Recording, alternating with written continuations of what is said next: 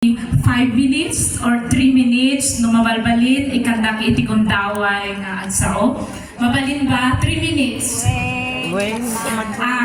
Tirato nga sapa tatay at pirma ni Hosana iti certificate nagrugi iti puso nga asla hindi ko na siya makakasama kasi hindi na ko isuna hindi 1 year na lang nag-abroad ako. Inka na itatahan ko pa'y nagindinaan.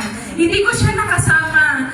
So umuwi ako ng Pilipinas 2 weeks lang every 2 years. So nung namatay ang papa niya 2008, 6 years old lang si Hosana noon. So hindi ko na siya inalagaan ng ate Hosana niya, silang dalawa sa bahay, kasama ni Amang Kiniinan.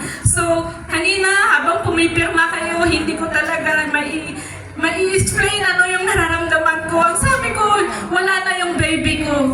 Yung baby ko, may asawa na, hindi ko na siya baby.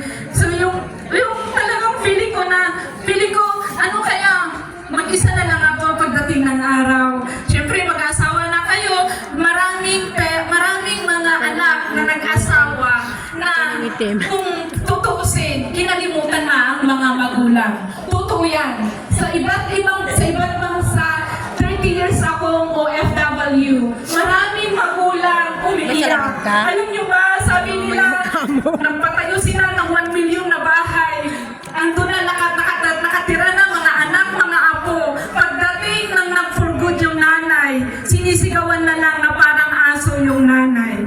Alam nyo, punong-puno ng takot ang puso ko sa totoo lang. Kasi baka pagdating ng araw, mangyari yun sa akin. Pero ngayon, Hosana, Alexis, isa lang masasabi ko sa iyo, Alexis, si Jane, sayong-sayo na siya, alagaan mo siya. Si Hosana Jane, siya yung prinsesa ko, siya yung bunso ko.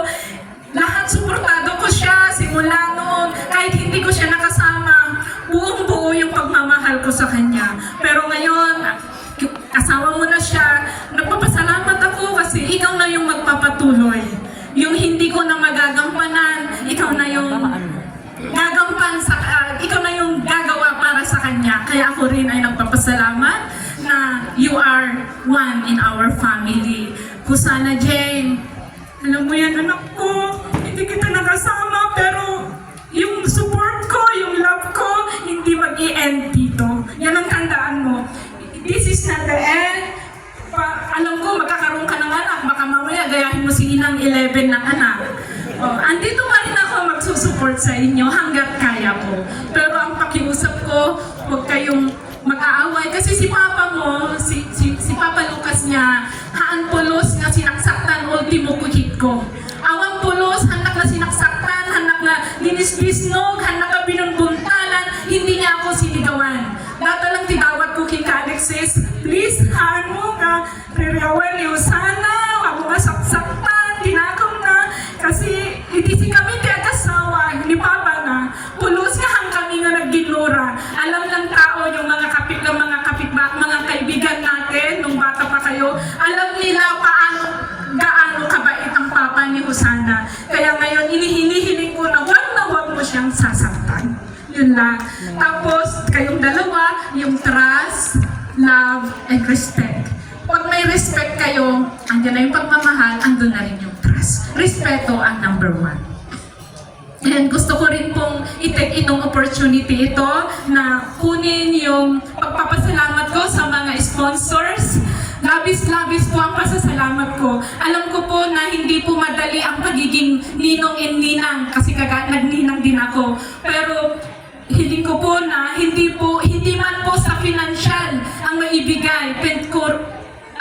Kundi yung moral support and prayer nyo din po para sa kanila. And mahal namin kayo, yung mga kumpare at mari namin, alam ko na wala po sanang boundaries ng bawat isa. Andun po sana yung pagmamahalan natin, love one another po. Thank you so much, and ni Amang Kiniinang, na tumakder nga parents ni Hosana, Inang Amang, thank you so much. And mga relatives, Alvarez family, Habar, dagiti gagayang close friends mi nga dadi talikod,